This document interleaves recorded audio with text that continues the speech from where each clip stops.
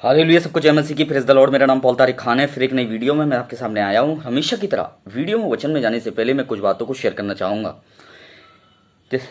इस बात को हमेशा ध्यान रखें। बहुत से लोग पूछते हैं दुष्ट आत्मा का अर्थ क्या है। बाइबल के अनुसार दुष्ट आत्मा ऐसी दुष्ट आत्मा शक्तियाँ हैं जो लोगों को परमेश्वर से दूर ले जाने में, धोखा देने में, पाप में बांधने में का प्रयास करती रहती हैं। लेकिन बाइबल ये भी सिखाती है हमें कि यीशु मसीह की सामर्थ उनसे कहीं अधिक महान है। मैं आपको बताना चाहता हूँ, जैसे आप थंबनेल और टाइटल देख के समझ गए होंगे किस टॉपिक विषय के बारे में बात कर रहा हूँ। अगर वीडियो को अंत तक समझना चाहते हैं तो प्लीज़ स्किप ना करें, इसको पूरा देखें। दुष्ट आत्मा का क्या अर्थ है बाइबल में? जैसे मरकुस का सुसमाचार 5:1-20 में हम पढ़ते हैं, है ना। और इसका हम पहला पढ़ेंगे तो लिखा हुआ है, दुष्ट आत्मा का उद्देश्य क्या है? लोगों को सत्य से भटकाना। दूसरा, भय, धोखे और पाप की ओर खींचना।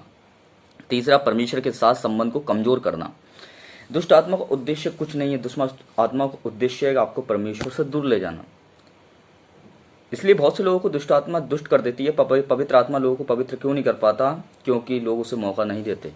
पर जो लोग मौका देते हैं, परमेश्वर उन्हें पवित्र करता है और आत्मा से परिपूर्ण भी करता है। इसलिए दूसरी चीज, यीशु मसीह की सामर्थ। मरकुस 5 में हम देखते हैं कि यीशु मसीह ने दुष्ट आत्माओं से पीड़ित व्यक्ति को स्वतंत्र किया। इससे पता चलता है कि यीशु का अधिकार हर दुष्ट आत्मा से बड़ा है। इस बात को हमेशा ध्यान रखें। जितनी दुष्ट आत्मा की शक्ति बड़ी नहीं है, उसकी ओर से आई आजमाइशें बड़ी नहीं है, उससे ज़्यादा खुदा की सामर्थ बड़ी है। दुष्ट आत्मा, इस बात को हमेशा ध्यान रखना, आपको डिस्ट्रैक्ट कर सकती हैं, आपको डिस्ट्रॉय नहीं कर सकती। आपको डाइवर्ट कर सकती हैं पर आपको डिस्ट्रॉय नहीं कर सकती, नाश नहीं कर सकती।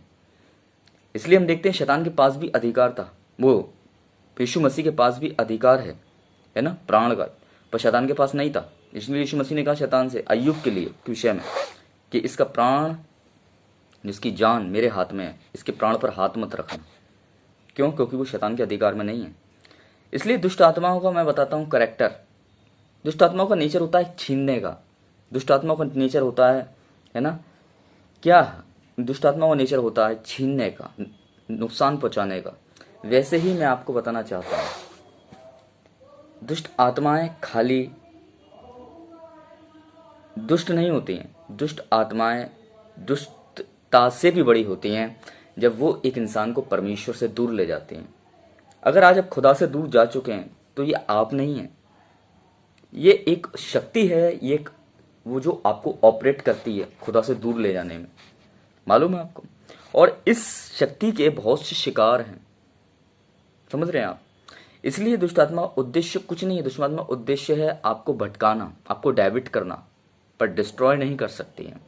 यीशु की सामर्थ, जब आप खुदा की आवाज को सुनने लगते हैं तो उसकी सामर्थ भी आपके अंदर काम करने लगती है। यीशु ने क्यों कहा कि मेरी भेड़ें मेरा शब्द पहचानती हैं? इसलिए पहचानती है क्योंकि यीशु की सामर्थ उनमें काम करती है, क्योंकि पहले वो खुदा को सुनती हैं, समझती हैं। तीसरा क्या है? विश्वास क्या करें? दुष्ट आत्मा को आपको किसी चीज पर वो नहीं करना। दुष्ट आत्मा को आपके विश्वास पर अटैक करना है, आपके माइंड पे अटैक करना है, आपके हार्ट पर अटैक करना है, आपके इनर पार्ट पर अटैक करना है। वो पार्ट जहां परमेश्वर की नजरें लगी रहती हैं। आपका माइंड, आपकी क्या है हृदय, आपका विश्वास, जो कोई नहीं दे सकता सिवाय खुदा के। वहां दुष्ट आत्माएं क्या करने, उसे कमजोर करने की कोशिश करती हैं। वो आपके मन को नहीं पढ़ सकती हैं, पर आपके फेस को पढ़ सकती हैं कि आप किस चीज से परेशान हो। वो समझ जाती हैं कि फेस क्या कह रहा है, इसलिए फेस जो कह रहा है वही हार्ट में है, इसलिए वो समझ जाती हैं। इसलिए हार्ट को वो क्या करती हैं बार बार, और माइंड को पंच करती हैं नेगेटिव बातों से।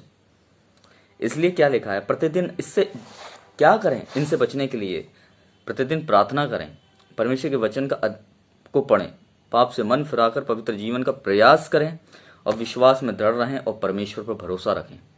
ये 4 या 5 चीजें हैं। इसलिए इफिसियों 6:12 हमें याद दिलाता है कि हमारा संघर्ष केवल मनुष्य से नहीं है बल्कि आत्मिक बुराइयों से भी है। इसलिए परमेश्वर के दिए हुए आत्मिक हथियारों को धारण कर लेना चाहिए।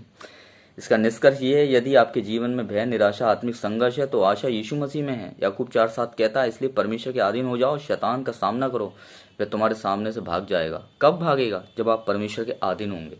आज जो लोग अधीन नहीं है परमेश्वर के, आज शैतान उन्हें अपने अधीन कर रहा है। इस बात को हमेशा ध्यान रखें।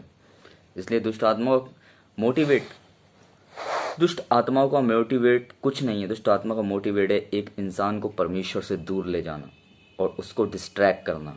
समझ रहे हैं मेरी बात को? तो विश्वास करता हूँ इस वीडियो को आपको पूरा समझ में आया होगा। जय मसीह की।